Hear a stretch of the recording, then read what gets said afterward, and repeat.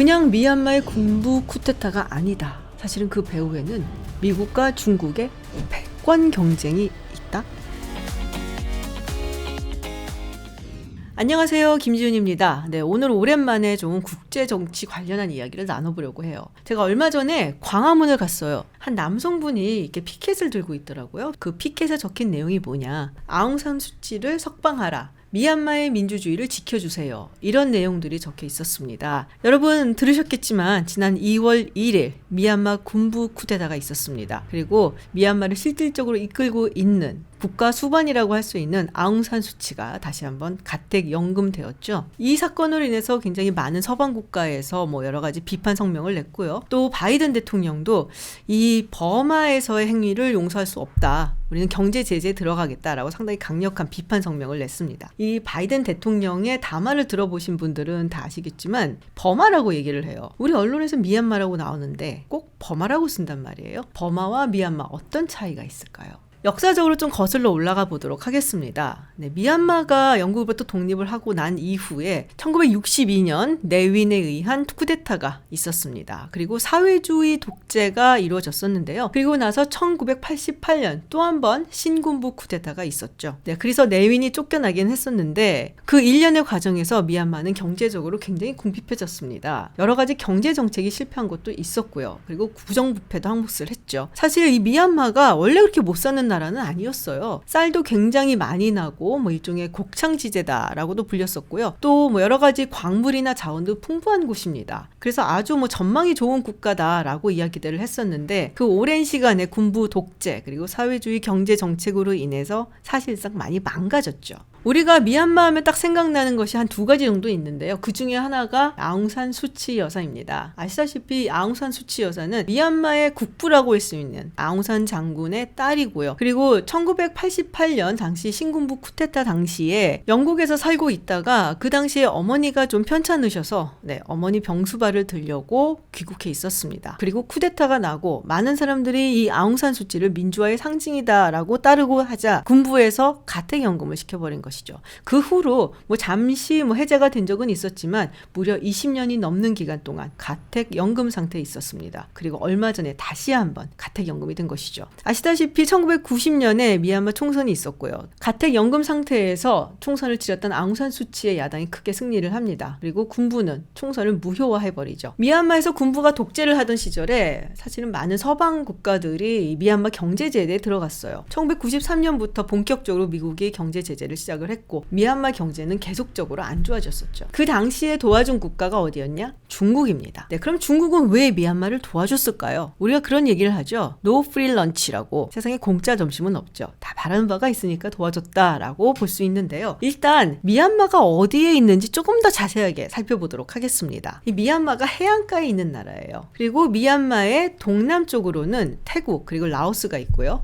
동북쪽으로는 중국과 접경을 같이 하고 있습니다. 그리고 서북쪽으로 보면은 방글라데시가 있죠. 그 여러 중요한 나라들하고 같이 국경도 하고 있고 하니까 무지하게 중요해 보이기는 해요. 한 나라에서 이 지정학적인 위치가 어떻게 되냐가 그 나라의 운명을 결정짓는다고들 많이 이야기를 하죠. 그렇다면 여기서 중국 이야기를 좀 해보죠. 중국이 굉장히 땅덩이가 넓은 그런 나라임에도 불구하고 해안과 마주하는 면은 아주 많지는 않아요. 보면은 우리나라의 서해 쪽 이쪽에 또 이제 중국 해안이 있고요. 그리고 그보다 조금 더 아래로 내려가면은 동중국해가 있죠. 그래서 동중국해를 통해서 만약에 태평양으로 나가려고 한다면은 오키나와가 이렇게 쭉 일렬로 서 있어요. 우리 집에 왜 왔니? 하는 약간 그런 기분이 들 정도로. 그리고 그보다 조금 더 밑으로 내려가게 되면 남중국해가 있습니다. 아시다시피 남중국해에는 여러 나라들이 있죠. 필리핀이라든지 인도네시아, 말레이시아 그리고 베트남 같은 경우도 있고요. 거기서 여러 가지 분쟁들이 일어나고 있는 사실 다들 뉴스는 들으셨겠죠. 그렇기 때문에 중국 입장에서는 마음대로 바다로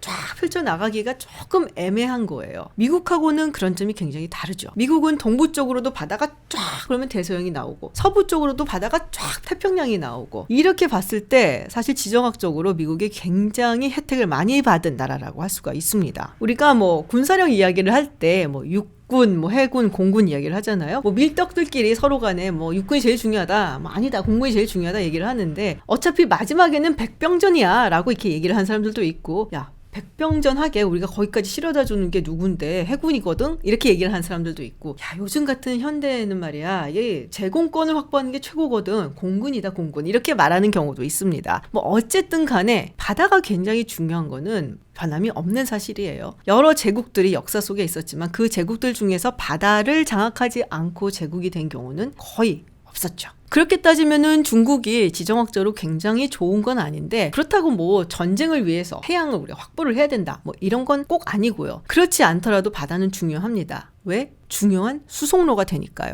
특히 중국 같은 경우는 산업 발전에 지금 박차를 가하고 있는 국가이기 때문에 에너지원을 확보하는 것이 굉장히 중요하죠. 에너지라고 한다면 우리가 요새 뭐 그린 에너지 이야기도 하지만 여전히 원유라든지 천연가스가 대세죠. 중국 같은 경우는 원유를 굉장히 많이 수입하는 국가이기도 합니다. 그리고 그 원유가 어디서 오느냐? 많은 부분이 페르시아만 쪽에서 오고 있죠. 페르시아만에서 쭉 오다 보면요, 이게 인도양을 거쳐서 그리고 남중국해로 들어가서 중국으로 가는데, 남중국해를 들어가기 전에 거쳐야 되는 곳이 있습니다. 바로 말라카 해협이죠. 예전에 제가 호주와 중국의 이야기를 할 때 말라카 해협에 대해서 설명을 한 적이 있어요. 동아시아 쪽으로 오고 있는 원유의 90% 가까이가 이 말라카 해협을 지나게 됩니다. 근데 이 남중국해에서 지금 뭐 해양 분쟁도 조금 있고, 그리고 미국이 여기를 또 장악을 하고 있잖아요. 근데 정말로 미국이 미친 척하고 여기를 확 봉쇄를 해버린다. 그럼 중국은 정말 끝장나는 거죠. 그렇기 때문에 또 다른 에너지 수송로를 확보를 해야 되고, 거기에서 굉장히 중요한 계획이 나옵니다. 바로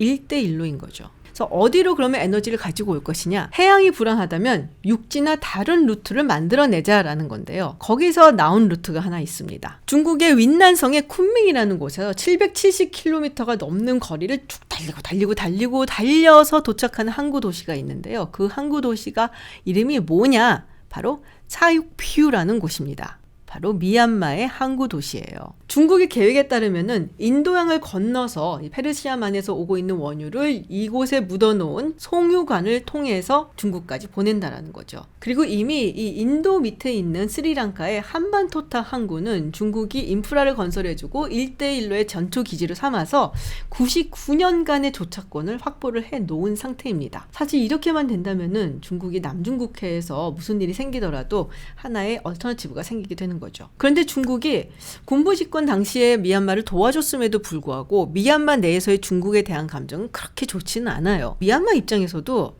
이게 너무 우리 중국한테 의존적으로 가게 되면은 우리가 중국을 어떻게 믿고, 뭐 이런 약간 감정이 있다고나 할까요? 그래서 다각화를 꾀하게 되는데요.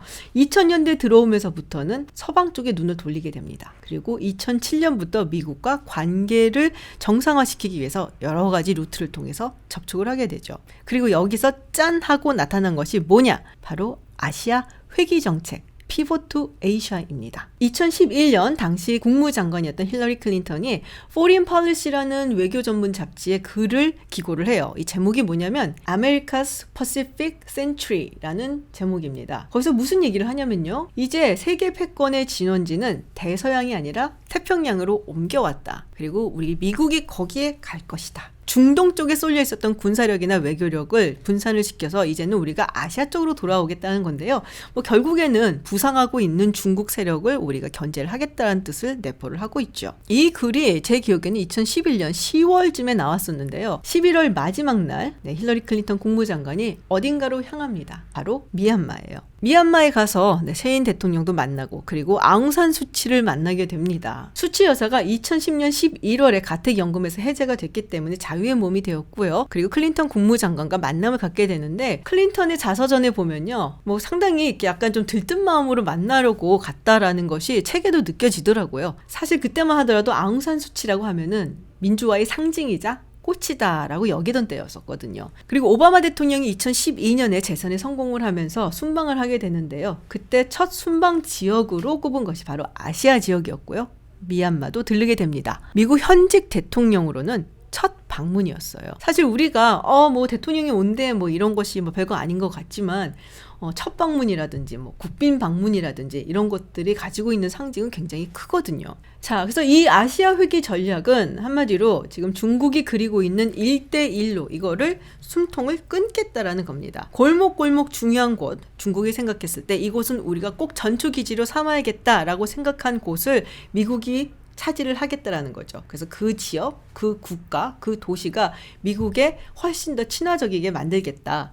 그게 이제 사실상 오바마 행정부의 아시아 회귀 전략의 초점이었는데요. 이 아시아 회귀 전략의 큰 그림에 대한 글을 냈던 것이 힐러리 클린턴이라면 이 그림을 그리기 시작하고 완성을 했던 것은 또 다른 사람이죠. 바로 당시 동아태 차관보를 지냈던 사람입니다. 이름하여 커트 캠벨. 요번에 바이든 행정부의 국가안보실의 아시아 자르로 돌아왔어요. 중국 강경파입니다. 문제가 뭐냐면 이 로힝야족 사건 때문에 아웅산수치 명성이 상당히 많이 금이 갔습니다. 노벨상을 박탈해야 된다. 뭐 이런 이야기까지 나왔었죠. 그래서 미국도 피하다가 결국에는 미얀마의 로힝야족에 대한 처우를 비판하는 이야기를 했었죠. 이것은 인종청소다라고 그 당시 2017년에 국무부 장관이었었던 렉스 틸러슨이 이야기를 합니다. 그에 반해서 중국은 이 로힝야 문제는 미얀마의 문제다. 그러니까 내정 간섭이다. 가타부타 이야기하면 안 된다라고 해서 사실 미얀마의 편을 좀 들어준 게 있죠. 그러고 보니까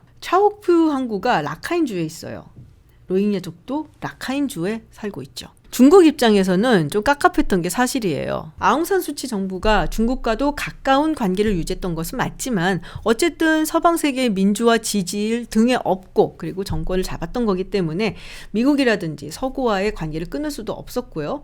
예를 들면 이런 식이었어요. 중국이 이 차옥뷰 항구에다가 뭐 인프라를 투자하고 크게 항만시설 만들겠다라고서 뭐 70억 불이 넘는 돈을 투자를 하겠다라고 했었는데 이거를 컨설팅을 요청을 합니다. 그래서 미국의 위기 관리를 지금 컨설팅을 해주는 그룹에 가서 컨설팅 했더니 야 니네 그러다가 나중에 스리랑카 꼴 된다. 스리랑카가 사실은 한반도파 항구에 인프라 투자를 받고 나서 돈을 못 갚아갖고 99년 조차권을 중국한테 준 거거든요. 너 스리랑카처럼 되면 어떡하려고 그래.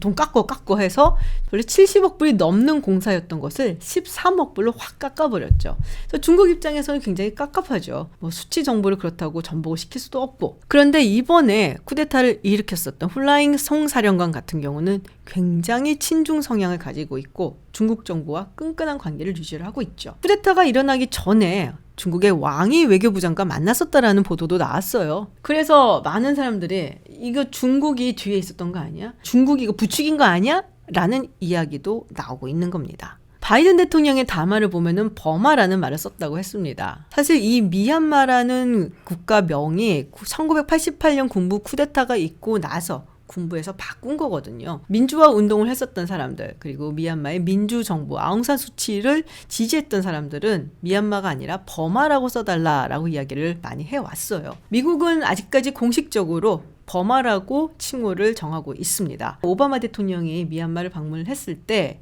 그때 미얀마와 버마를 이렇게 같이 쓰는 바람에 이게 또 화제가 되기도 했었어요. 근데 이제 미얀마가 점점 개방이 되고 또 민주화가 되어가는 모습을 보이고 하면서 이 미얀마라는 이름이 가지고 있었던 어떤 스티그마, 뭐 흑역사 이런 것들이 좀 희석되는 그런 모습을 보여왔었거든요. 근데 지금 또 한번 군부 쿠데타가 있으니까 아마도 미국은 공식 칭호인 버마를 고치지 않을 것으로 보입니다. 자, 앞으로 어떻게 될지 저도 상당히 궁금한데요.